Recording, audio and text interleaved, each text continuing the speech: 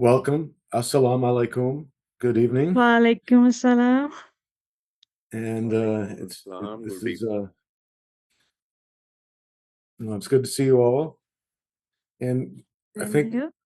today we're going to talk about genre and academic writing. And I like to do that at the beginning of any kind of discussion about writing because the genre that you use is going to determine so much of what you should be doing in every other aspect of writing. Even grammar is actually influenced by genre. For example, in um, in a novel, you may have characters that are speaking, and they might speak in the sort of dialect or the slang that they would use in real life, and it would be inappropriate to make them sound the way a research article sounds when they speak. So just even on things levels that are that simple, genre is so important. If you have a really clear grasp of the expectations that your readers have for the genre that you're writing, then a lot of the um, questions about how your writing should look and what you should do to improve it are self-evident, and you can intuitively um, solve problems as you work through different drafts. It's just simply by mastering the genre. And thinking back on my own experience as a writer, I remember especially when I was in graduate school, and I would prepare papers to read at conferences. And I would write the conference presentation as if it were a sort of condensed version or a short version of a research article. And no one ever told me this, but looking back, I think my presentations must have been very boring because an oral presentation is not the same as something that you read out of the journal. For example, in a journal article, you might have long, very complex sentences, but your readers can go back and read them again and again until they parse the sentence and they understand what you were saying. And sometimes that's the best way to package information in a piece of writing is in complex sentences. But if you're reading that out loud, people can't just go back and reread that sentence if the sentence didn't quite make sense to them the first time, or if there's too many aspects to the sentence. They have to be able to parse it immediately as soon as they hear it. So even something two genres that are very similar can have very different standards, right? So for an oral presentation that you a paper you'd read at a conference, you might want to keep your sentences a lot more you know, less complex and break complex sentences into two or three sentences and things like that. So I remember when it finally dawned on me that I shouldn't be writing things for conferences that in the same way that I would write things for journals.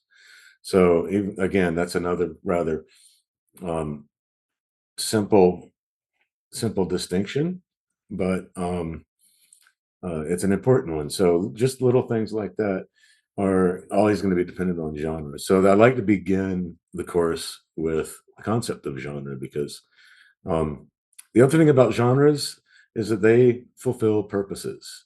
The reason that genres Yeah. have the forms that they have, the reason that they have uh, the sort of rules that they follow is because they're designed to suit a certain purpose. And so, um, knowing how best to accomplish the purpose you have for writing is also going to go hand in hand with mastering the genre that you're using.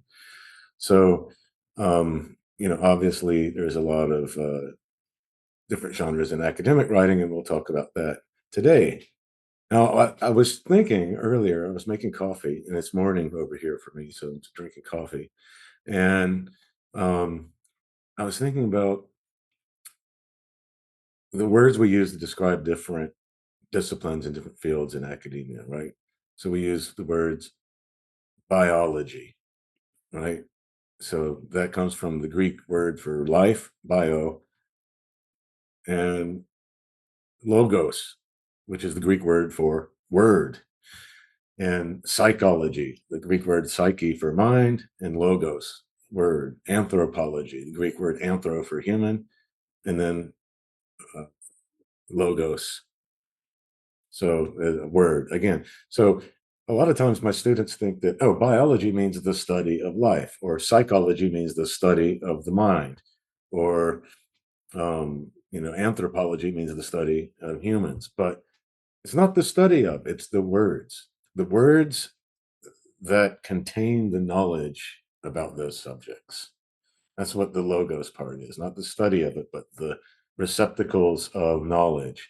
And then all the knowledge we have about life forms is contained within the written literature in the field of biology. I shouldn't say all of it, but I mean, but most of it is. What we know about how the human mind works as humanity as a whole is contained within the words that are written in the scientific literature in the field of psychology. So that's why it's psyche plus logos, like mind plus word, or bio plus logos.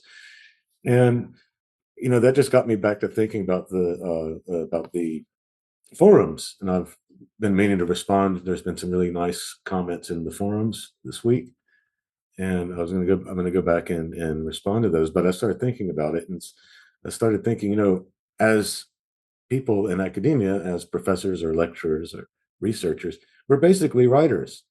I mean, the two most fundamental skills that you learn in university are how to use math and how to use language. And then above that, there's how to think, how to deduce things, and how to determine facts and from observations, right? But at the base of it all is either language or math. So essentially, we're all professional writers, even though we're working within certain different disciplines and fields, right? Where we think differently, we have different methods of doing research and things like that. But at the end of the day, we're writing, we're creating words, we're contributing to the body of literature that is the vessel that contains all of humanity's knowledge about whatever subjects we study, whatever fields we're in. So um, if we approach it like that, then we can think of ourselves as writers just as much as teachers or researchers. Okay, so um, I'll return to this all throughout the next 6 months. Constantly, will be returning to this concept of genre, the concept of we're writing, and we're creating knowledge, and we're adding to the body of knowledge through the words that we write, and we are communicating with other people in our fields. We'll constantly return to that, whether we're looking at sentences, whether we're looking at argument, or any other aspect of writing. So I have a bit of sort of an introduction to the course um, that we can go through, and then I want to talk a little bit about journal articles for peer-reviewed journals.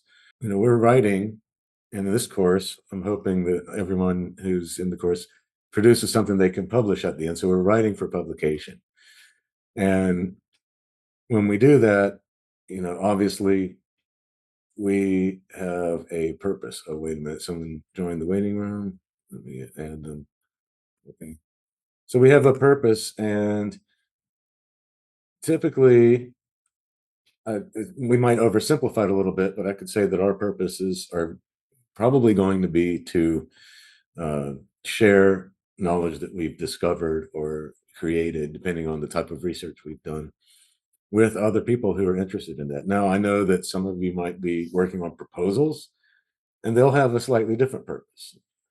The proposal is a very argument driven genre where you are trying to convince people to provide you with the funding or the permission or the means or whatever to continue with a research project that eventually might have a purpose of publication in a journal or publication as a book or something. So, but we should all have some sort of purpose, and at the end of the road, hopefully, it leads to some form of publishing or sharing our ideas in writing.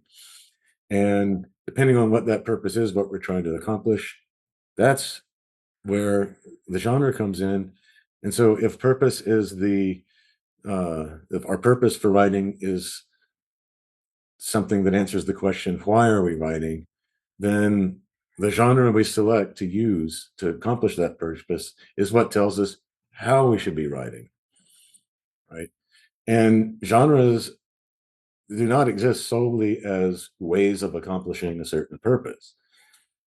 There are expectations on genres that come from two directions. From one direction, the genre is supposed to fulfill a certain purpose. So a book review, is supposed to evaluate a book and allow other people to um, understand your critique of the book and what you think might be its strengths and weaknesses. Might let them know whether the book is relevant to their research. It might let them know whether they should bother to read the book or not.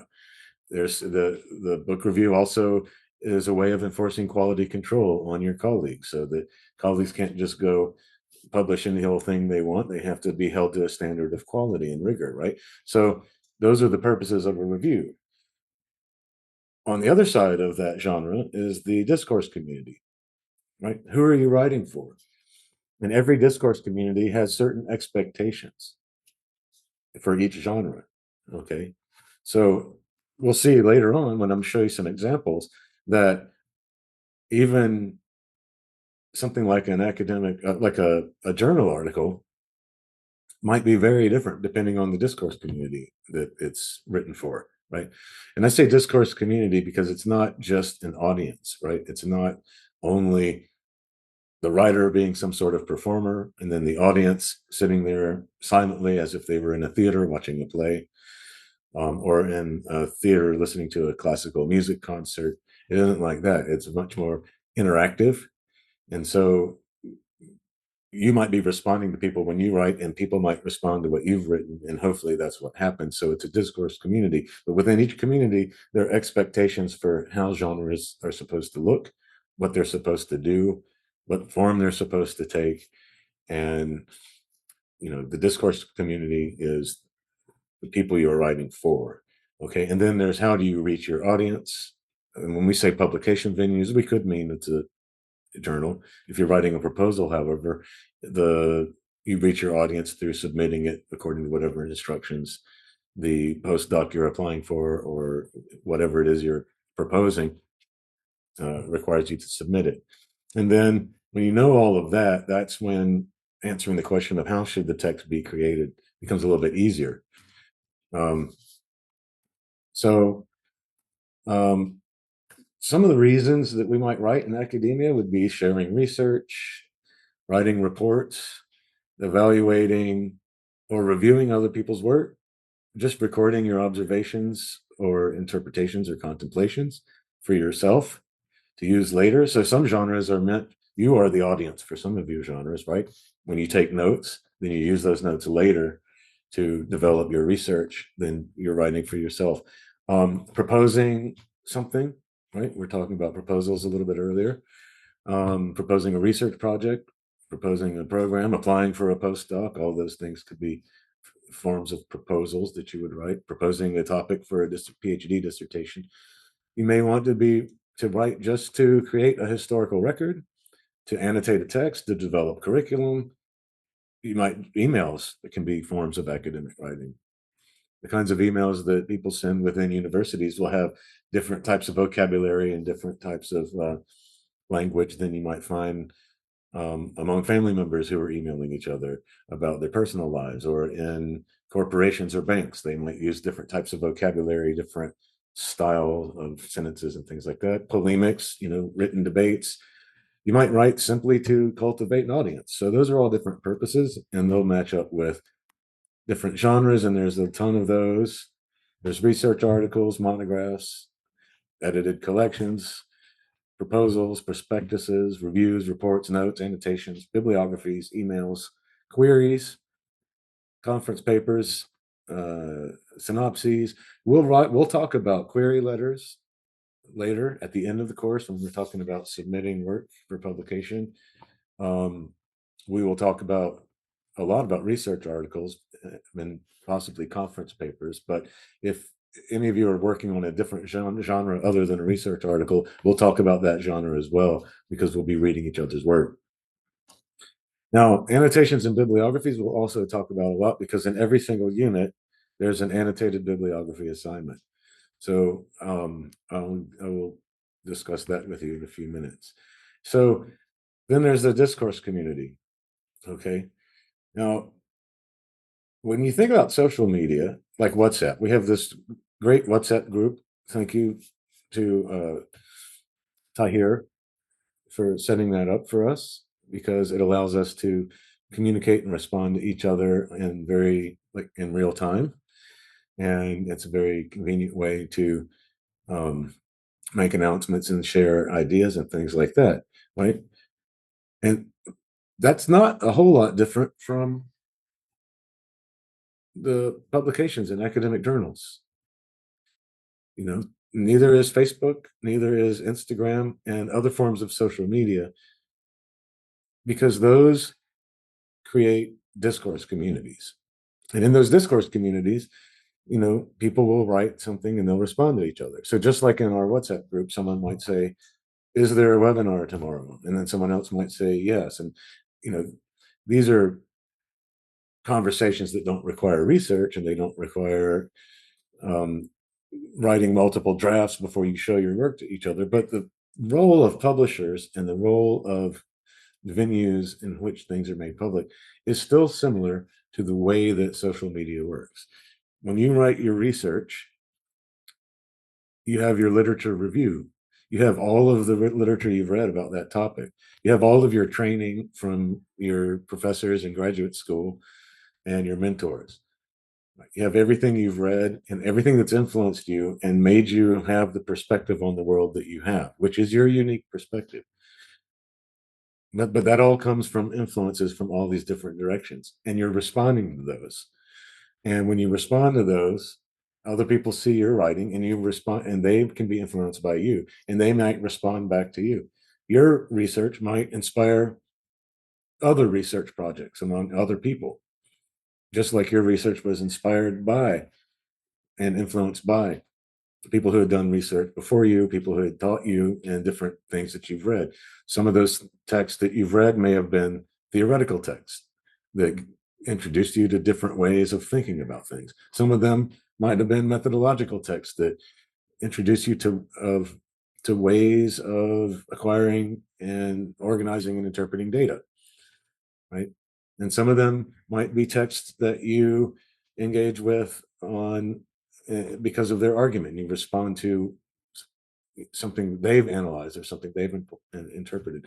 But in the long run, it all starts to end up functioning kind of similarly to the way social media does, but with a lot more uh, complexity, a lot more vetting, a lot more different people involved to see that it happens and to hold people to the standards that we hold ourselves to in academia. But those are the publication venues. They're the means and the mode of distribution. And there's several that we use in academia. Most commonly, the most is peer-reviewed journals, and but they're blogs and websites. A lot of academic writing might be distributed just within an institution. There are publishing houses that publish books. A lot of those publishing houses also publish some of the journals. There's news and popular media. There's direct communications. These are all different things that are ways that academic writing can be distributed and shared. Okay. And then there's the creation of the text, which involves the writing process. And then there is the stage of evaluating your own writing during the writing process, evaluating other people's writing, when you respond to them in your own research, when you cite them, when you write your literature reviews, and so forth. And then there's the argument. What is it you're actually saying? What is it that you're sharing?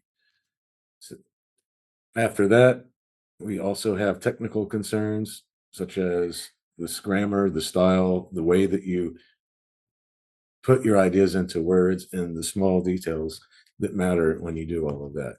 So, those are the kinds of things we'll be talking about throughout the course, and we'll kind of go almost in that order. We're starting now with purpose and genre, and then we're going to go to the writing process, argument, and then the textual concerns. Let's talk about the annotated bibliographies. Why would you write an annotated bibliography? Well, in the past, um, they used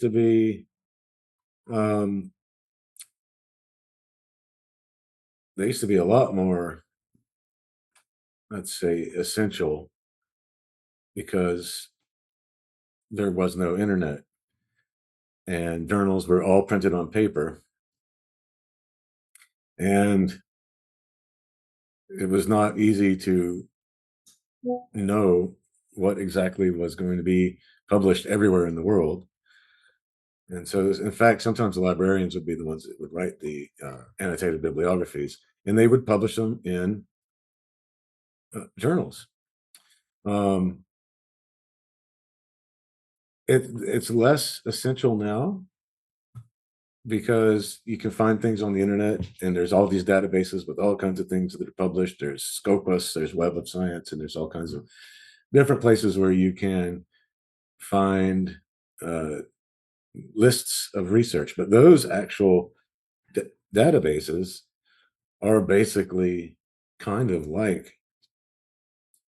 enormous corpus annotated bibliographies because the authors write their own abstract.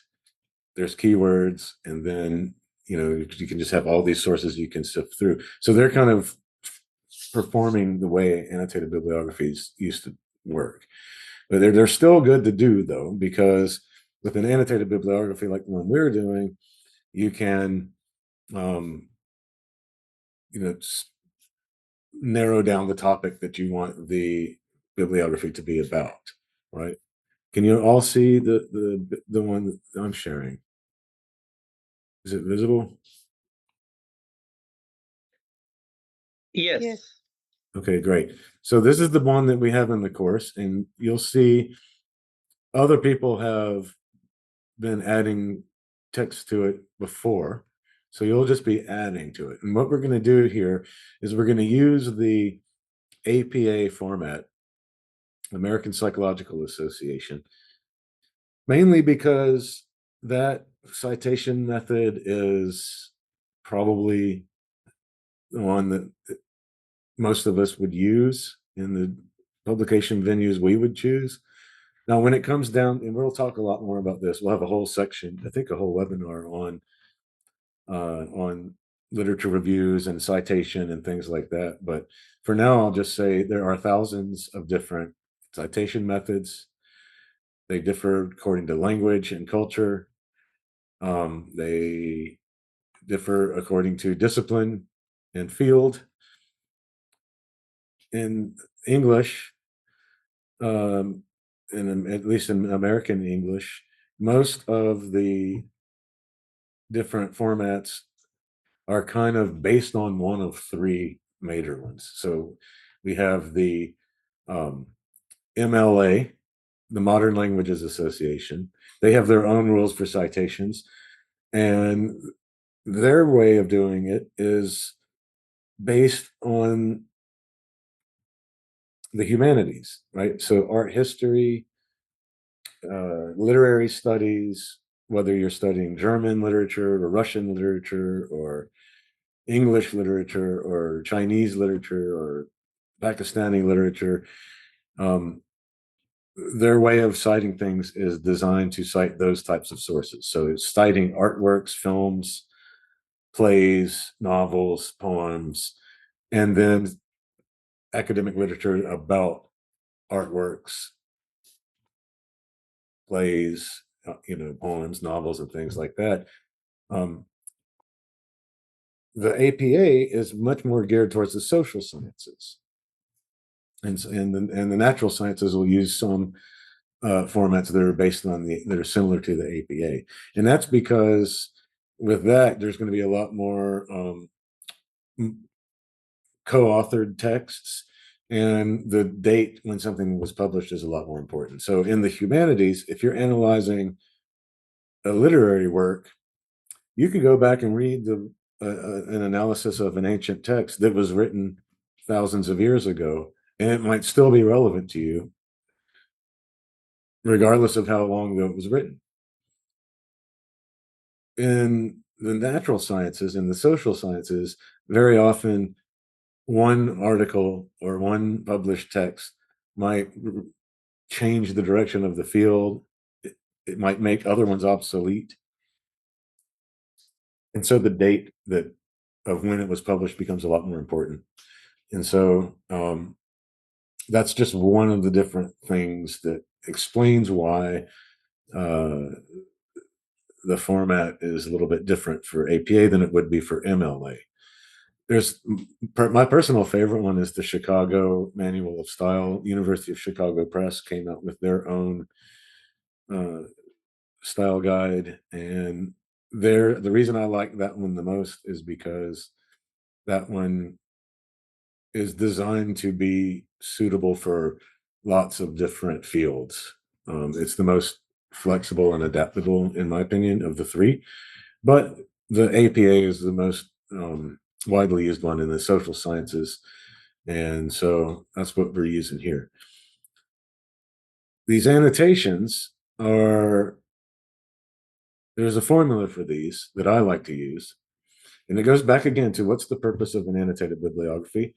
And uh, ours should have multiple purposes. One purpose is if you read something and find something, you might share that source with the rest of us, right? Or if I'm looking for something interesting, I might scroll through this bibliography and look for um, entries that other people have put in here, and I might find some really interesting text that I didn't know about. And because there's an annotation, that can tell me, oh yeah, that text would be relevant to what we're doing in this course, or it's relevant to what I'm researching. So I will go and track that down and read it. Okay. The other thing is, um, sometimes when you're working on a research project, you might spend a long time working on it. I think my dissertation, when I wrote that, um, it took me a couple years to write.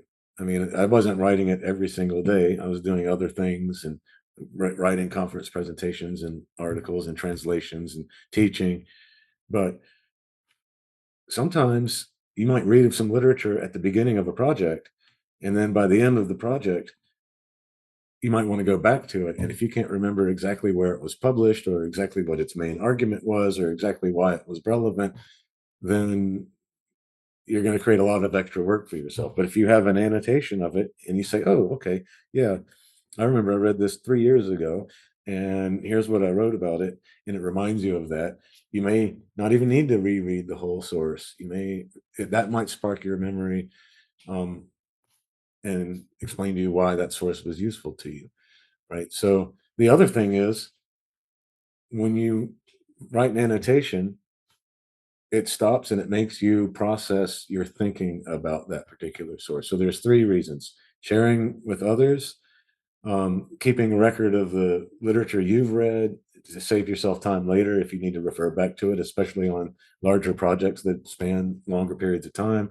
And three, just the simple act of writing the annotation causes you to sort of retain what you've read a little bit better because it makes you rethink your reaction to it, what you read. So there's a formula that I like to use for writing these annotations. So you put in the citation. All right. Now this happens to be a book, writing in English for non-native speakers, and it's a business writing book. Okay. Now when I wrote this, I wrote this particular annotation. Um, I'll just read it out loud to you. Al-Mascari's brief book offers practical advice on communicating clearly in written English. It has some good pointers on style and diction, which are presented elegantly in a series of charts. Although there are multiple genres that might be categorized as business writing, Al-Mascari's book focuses mainly on memos and emails. This narrow focus explains the book's brevity and insufficient attention to the aspects of writing beyond stylistics. Nonetheless, a practical guide to business writing could prove helpful for a few lessons in a course devoted to that topic. So what you'll see here is I have 4 steps in this annotation. And every time I write an annotation, I do these exact same 4 steps. Step 1, I identify the source in a way that provides a bit more information about it than the citation itself. Now, if you look at this citation, you can see that it's a book because of this format, right? This is not a journal article. Otherwise, the title would not have been italicized. The title of the article would not have been, but you would italicize the title of the journal. You would include the issue number and the volume number of the journal. You would include the page numbers of the article in the journal, and you would not indicate the publishing house that published the journal. But with a book, you list the author and the date, and then you just write the title of the book in italics, and then you put the city and the publishing house where it was published. Okay, so you can look at this citation and already tell that this is a book just by the way the citation's formatted. And that's one of the nice things about the APAs. It a lot of the citation already tells you a lot. Okay, so the first item in the recipe for an annotation, though, is to identify the source and provide a little bit more than just what you can glean from looking at the format of the citation. So in this case, I just say that it's a brief book with practical advice, right? Okay, so first you identify the source and or point out something about it that clarifies what it is. Okay, then you summarize the source in one or two sentences. Okay, and then you evaluate the source in one or two sentences, and then you state how whether what the source is relevant to or useful for. Right. So four easy steps. Identification, summary, evaluation, relevance, and that's it. Now, if you start doing this a lot, then um, you'll get really fast at it. But it might, it might seem like a burden at the beginning when you read something to stop and write an annotation of it. But if you do it a lot, you'll be able to do them in about a minute to 90 seconds. So I do it with undergrads. This is a great teaching tool. I love using these to teach undergraduates because it's a short form of writing that I'm asking them to do. Asking them to write one paragraph, four sentences, 4 to 6 sentences. Um, and it's a good way to assess their reading comprehension. Now, I'll sometimes give my students quizzes, and I'll sometimes give them assignments where they have to respond to different pieces of writing. But uh, I can tell if they've comprehended what they've read when I have them write these annotations like this. So I find it to be a very helpful teaching tool as well. Now, especially if you have a lot of students and you don't want to assign a 10-page paper to every one of your 100 students, and then you end up having to read 1,000 pages. You can determine a lot about what they can do on the sentence level and what they understood from their reading by having them just write one of these. So, helpful teaching tool. Now, uh, with undergraduates, I've done these where I would walk them through the process and I would have them write an annotation right there in front of me in class as a group. And like it normally takes them a long time the first time around. Literally, I'll have a group of 20 students, let's say, for example, and I'll say, okay, I've got this projected on the screen. One person's the typist, type in the citation, and as a group, y'all can compose the annotation together, and it'll take them about an hour. Then I give them assignments to annotate, and we check in, once every couple of weeks. And after the course of a semester, they can get them down to where they can do them in 1 or 2 minutes. So if you do these a lot, you can get fast at them, and then it's really helpful. So, like I said, those are the purposes behind it, and this is ours. You'll obviously have access to this after the course is over. You'll have this whole bibliography. This goes back to, I think we started working on this in 2015. So there's a lot of different sources in here. Oh yeah, when you do write one, please put your name in the parentheses at the end of the annotation so we can know that you're the one that wrote it. Um, you might find some of these in here might say there's every now and then you might see one that says anonymous, but that's because when I go back through it if someone didn't put their name at the end of their annotation, then I'll just put anonymous because I don't know who wrote it. Um, so yeah, do put your name in parentheses at the end. Okay. As far as the formatting goes, we want to use the hanging indentations. So there we go. And then it's like that. Um, and that's it. But this looks like a really good one from this group already. Uh, Genre analysis today, and looks to be a French or the Belgian review of philology and history. Okay. Don't ask me to pronounce that, please. My pronunciation of French is not very good. I can read it, but I can't pronounce it very well. Um, so that's the annotated bibliography. Any questions about that? I'd seen some questions on the chat group, so I thought it might be good to just address that here. Yes, I have a question, Dr. Ivan. Yes, please go for Um, we also have an assignment on annotated bibliography. Do we need to refer to sources related to genre or with our research project? Either one. I think that you know, part of the idea behind the annotated bibliography is the reason there's one in every single unit is that if you are reading anything that's about the topic of that unit in our course, then it would be, you know, helpful to the conversation that we all have if you would share it and you could put it in the annotated bibliography.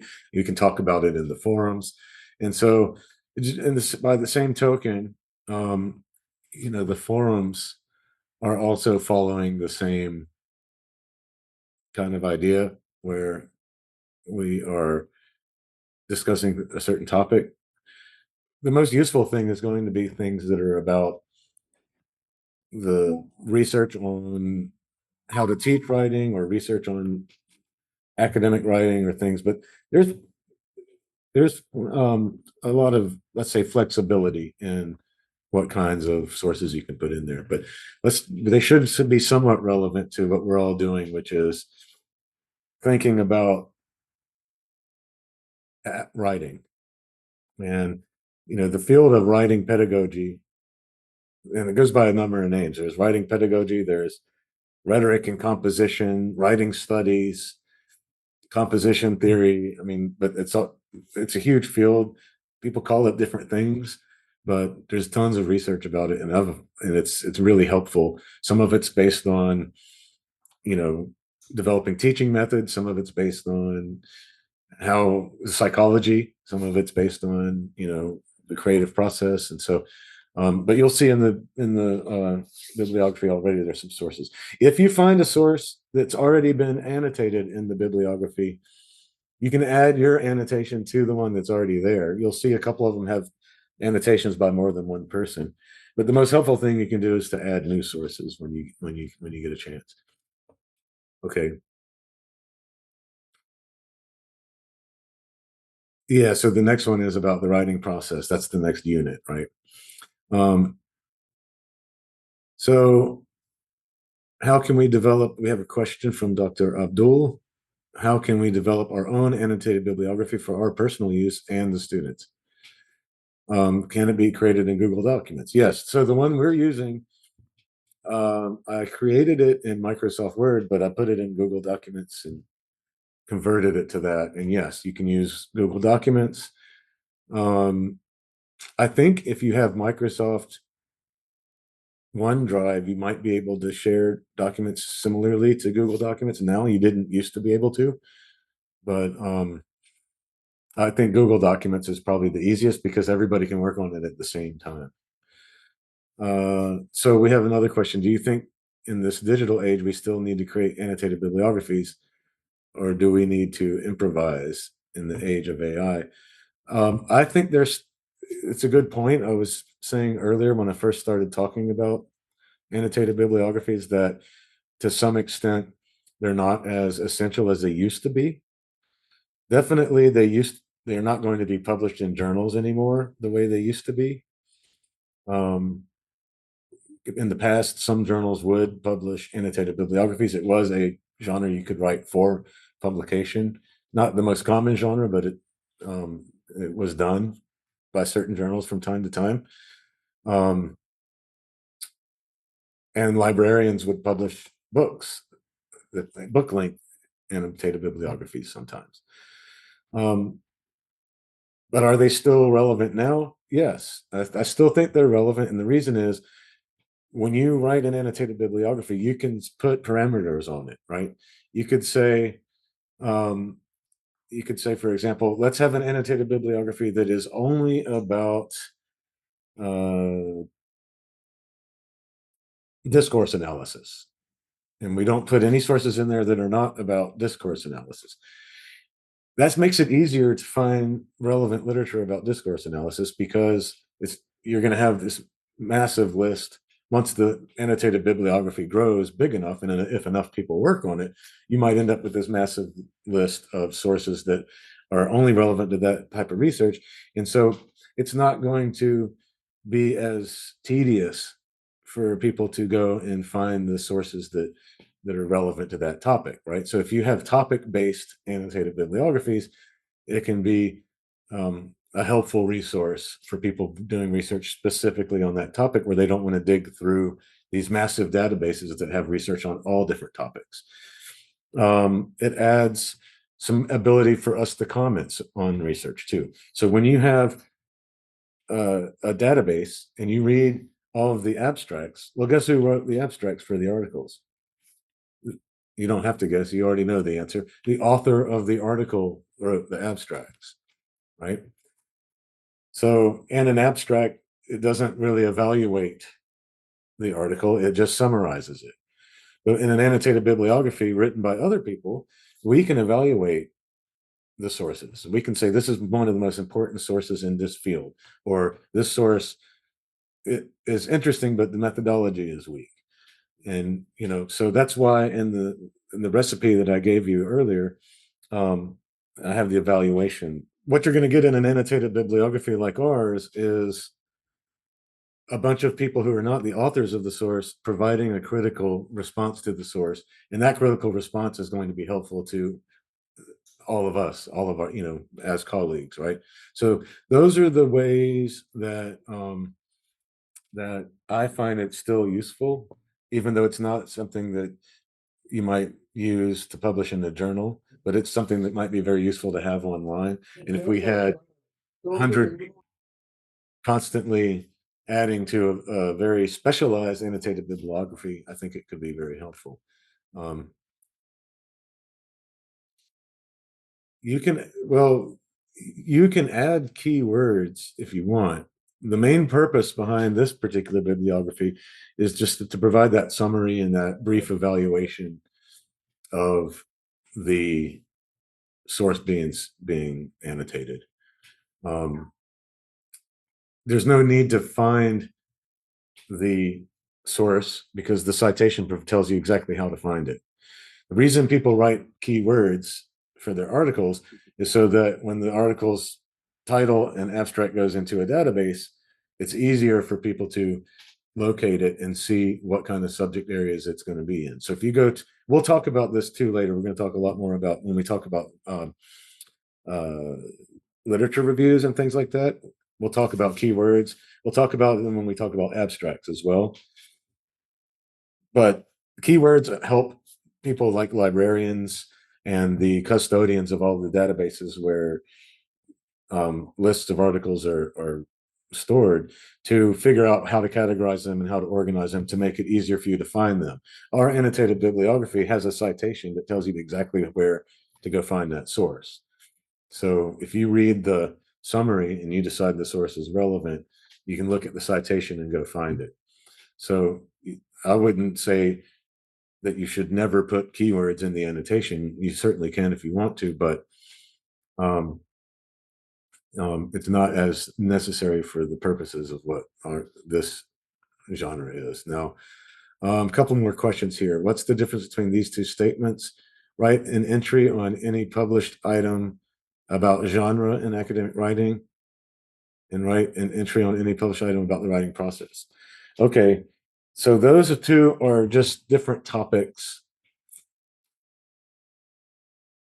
that a source might address, right? So there's published research about genre. I can't think of a specific source right now, but there are sources that, for example, talk about what type of essay should we be assigning to students, right? So in America, and I'm not sure if y'all do this in Pakistan or not, but in the United States at secondary school, students are taught how to write what we call a 5-paragraph essay. Does anyone know? Do y'all teach the 5-paragraph essay as a genre?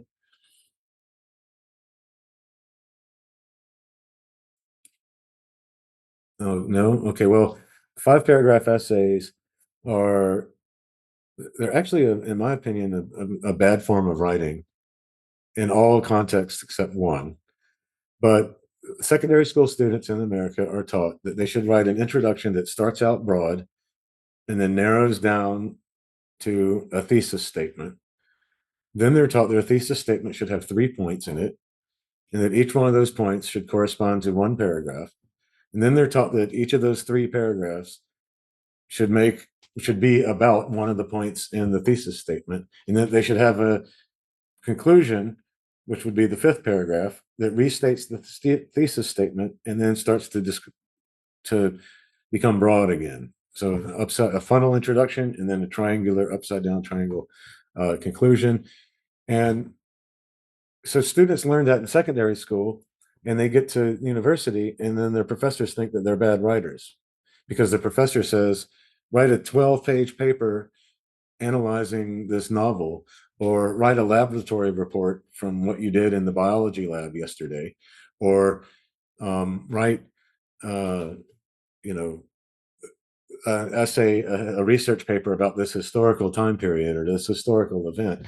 And then the students are trying to figure out, how do I get a thesis statement with 3 points? And so if my paper is 15 paragraphs long, should each point refer to 5 paragraphs, or how does this work? And so they end up turning in these badly structured papers with bad arguments and disjointed arguments where they just jump from topic to topic, and professors complain. So there's been a lot of research on how do you get the students to stop doing that, right?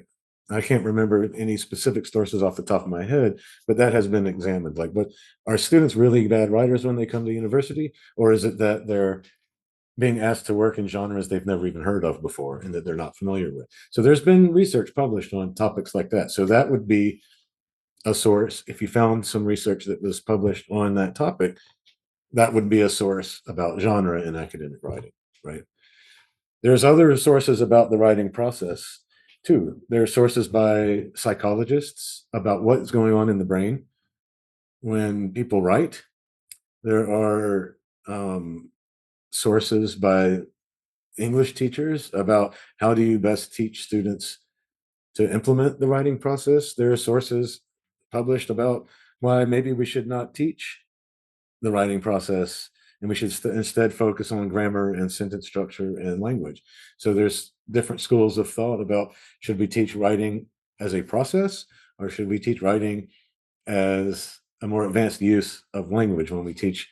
So like, if you teach English as a foreign language, you start with the small things like grammar and vocabulary, and then you work your way up to sentences, you work your way up to paragraphs, you work your way up to essays. There's research saying that that's the best way to teach. There's other research saying that's not the best way to teach writing. Yeah. And so people don't always agree. So there's lots of literature published about the writing process as well, right? So there's just too much for me to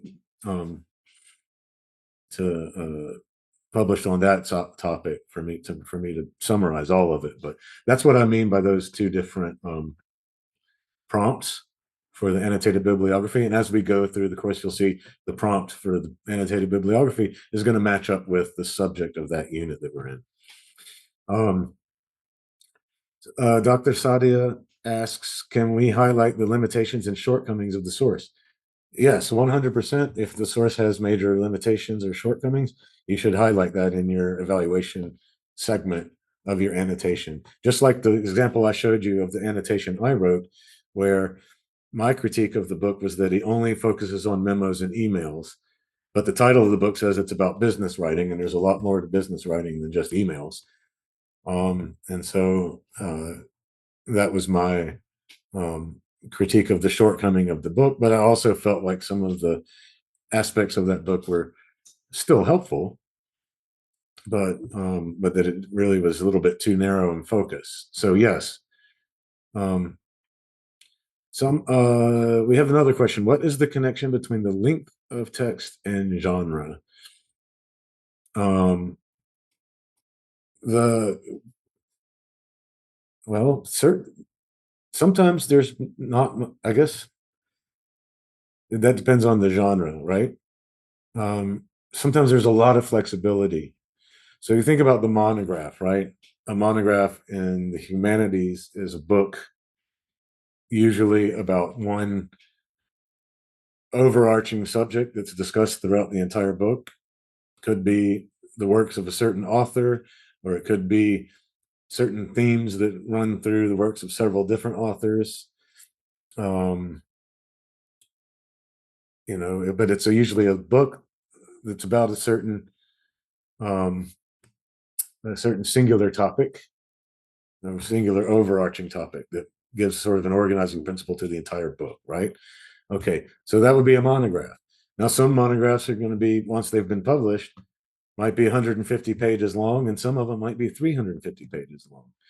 In that particular genre, the flexibility for different lengths is pretty wide. You have a lot of leeway. Now, if something's only about 30 pages long, it's probably not going to be called a monograph. And it should probably be thought of more as like a journal article. So articles in peer-reviewed journals are going to be, probably fewer than 10,000, excuse me, probably fewer than 10,000 words. And they'll usually be, between 3 and 7,000 words, but that'll depend on the field, and that'll depend on the journal. Some journals put word limits on there. A sonnet, a Shakespearean sonnet, which is a poem, is going to be 14 lines long, and each line is going to have approximately 10 syllables in it. So in a sonnet, the relationship between length and genre is very strict. In a monograph, it's far less strict. In journal articles, it's probably stricter than a monograph, but not as strict as a sonnet. So, I think the length and what's an appropriate length is going to be partially dependent on the genre. And then it's also going to be partially dependent on the argument. You can write a journal article in 3,000 words. If you say everything you need to say in those 3,000 words, you don't need to make it 5,000 words long, even if that journal publishes things that are between 3,000 and 6,000 words long. So I would say primarily it will be influenced by the genre, and then secondarily by the argument, the length of something. There's no one answer to that, though. I think it's a good question because it leads to lots of good discussion, but I don't think there's a singular answer to it. Okay, now, Sadia says, Sadia Irshad, we have more than one Sadia in this course. She says, I believe for researchers, an annotated bibliography is their research notebook that includes key takeaways for their research. It is more like a purposeful entry booklet that includes what they consider relevant to the research in progress. What do you think? I like point 4 on the anatomy. Yes, 100%. That's probably the most best way to use the annotated bibliography as a genre in today's age of technology, when it's much easier to go find sources than it used to be. Still useful as kind of your notebook, or if you're working with colleagues and you're all contributing together, kind of like we are, it's kind of a communal notebook that everybody can work on and share together, or it can just be your own individual one. So it's still helpful in a lot of ways. And remember earlier today, I was saying, genre, there are some academic genres that we write for ourselves. And the annotated bibliography can be one such genre. We could write one in theory for our own selves. And I mean, when I was thinking about going back and writing an article on Bakhtin, who I used to read a lot and write a lot about, I sure wished I'd annotated all the stuff that I was reading when back in graduate school when I was studying a lot of Bakhtin, because now I have to go find it again. So, um, that would be one way using an annotated bibliography as your personal notebook would be helpful. I wanted to share some examples of different journal articles with you. Now, as you know, there's a pretty standard format that a lot of journal articles will follow. That's the IMRAD, IMRAD, and that stands for Introduction, Methodology, Results, and Discussion. And then there are some articles that will follow that, but they might have a slight variation on it, right? So, for example, in some journal articles, you might have a literature review as a separate section, and in other journal articles, the literature review might be part of the introduction, and it might be shared. It might be spread across the introduction and the methodology or the theoretical framework. So, but so many people all around the world use that structure. And but one thing I also notice is that sometimes people use that particular format for articles that don't need it. And I also notice that sometimes people are required to use that format by different journals or by different institutions, even if the subject matter doesn't necessarily require that, or it doesn't work best with that subject matter. So I wanted to show you some examples of articles in different fields to show you how much variation you can have, especially when you start getting into different journals where the journals may or may not expect you to follow a certain format. So here's a journal called Health Psychology. This article was published in 2016. I will share all of these articles with you, by the way. They're all good or interesting articles. This one I found this one to be very interesting. Their argument here is that if you feel old, then you will start to experience the health issues associated with age earlier. It's strange. Regardless of how many years you've been alive, the older you feel, the more age associated health issues you're going to have. So a 60-year-old who feels middle age instead of old will have fewer age related problems than, according to them, right? According to this research. So health psychology, right? Here you'll notice they do not put the word introduction here at the beginning of the article, but it is their introduction. Okay. And then they describe their method. And their method section is broken down into participants, measures, and data, covariates, data analysis, and so forth. And then they have their results. Okay. And then the discussion. Now, so this is the social science. This is a psychology article. And it is following that IMRaD structure precisely. And the reason for that is the IMRaD structure really was designed for social sciences. So certain areas in linguistics, applied linguistics, psychology, economics, sociology, a lot of those fields are going to really be a benefit from using that particular format, because the nature of the research is such that that's the best way to organize all of your information when you're writing the article and sharing your knowledge that you've gained from doing that research. Okay.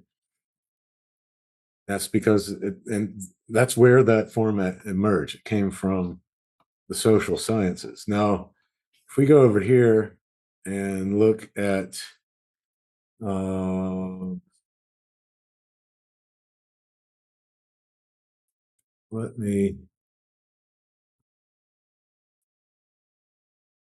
let's look at this one. Here's one in the natural sciences. Okay, this is another interesting article. Marine biology is kind of a hobby of mine. I enjoy marine biology, and the thing about marine biology is the oceans are so unexplored, and we know so little about them that there's a lot of new information coming out all the time in marine biology, and that's one reason I like it. Okay, so evidence of a failed predation attempt on a Guyana dolphin by a bull shark in Brazilian waters. Okay, so when was this published? I think 2008. We published in 2009. Okay, so they've got the abstract. Okay, and look at this.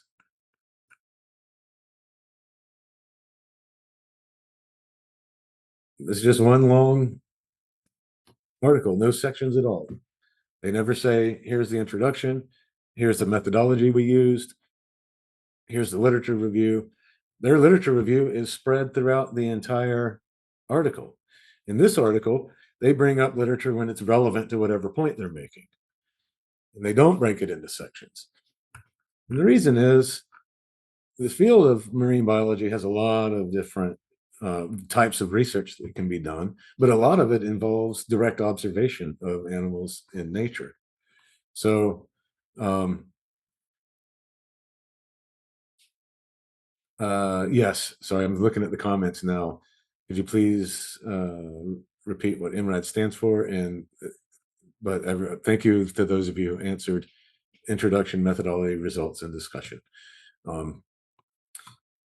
But you'll see that just by the nature of this particular type of research, they're out there observing dolphins, and they found one that had its dorsal fin bitten off, and they captured a photograph of it, and they analyzed the photograph to see what could have bitten it, and it was consistent with the tooth patterns of a bull shark.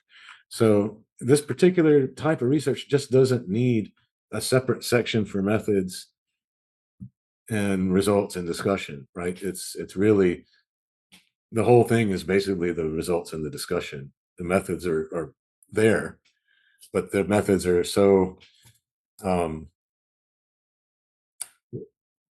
there's just not a need to go through and explain those methods point by point.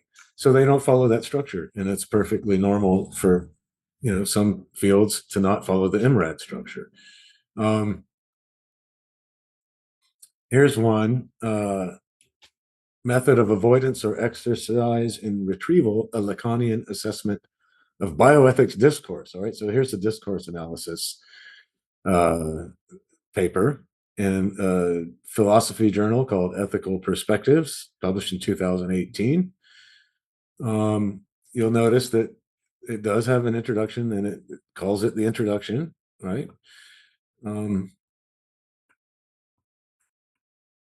But as you scroll through, and I would encourage you to read these if you have time. I know if they're not relevant to your research, you might not have time to read all these, but some of them are actually interesting. I like the one about the aging a lot.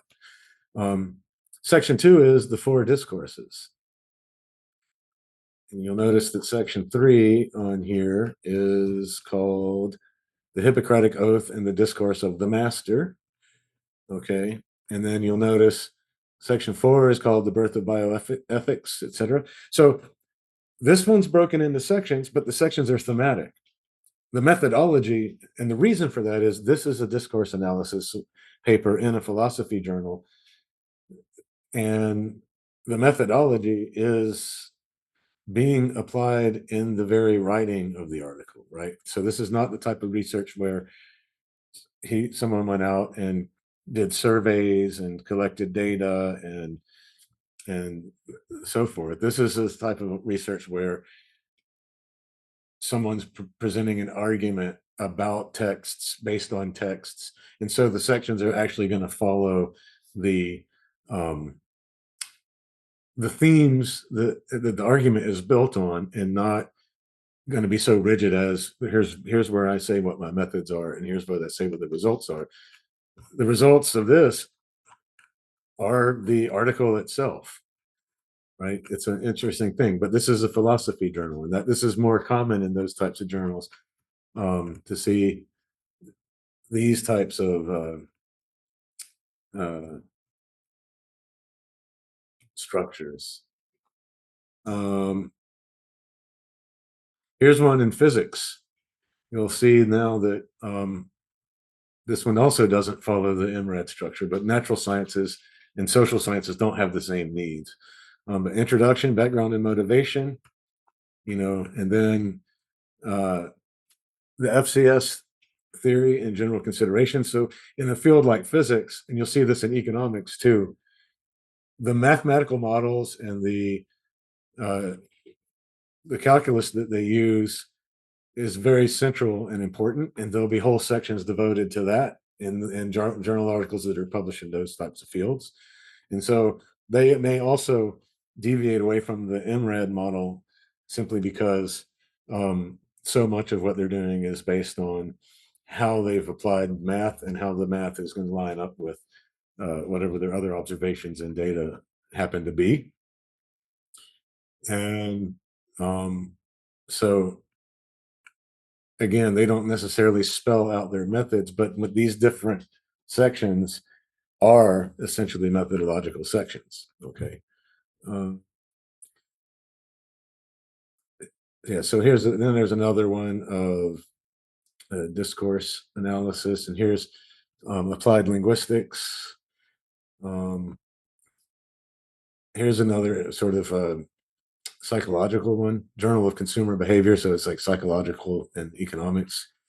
But I'm not going to go through all of these, but I'll share all of these articles with you. I just wanted to, some of you might find this interesting if you're working in applied linguistics, uh, semantic gaps in bilingual Urdu to English and English to Urdu dictionaries.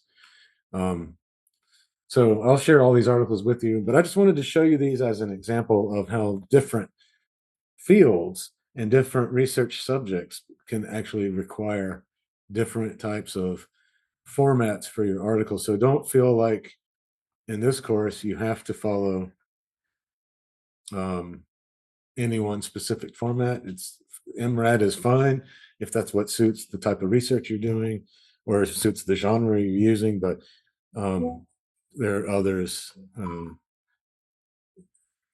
other forms you can follow as well. That's mostly what I wanted to say about genre. It took longer than the hour that we had planned.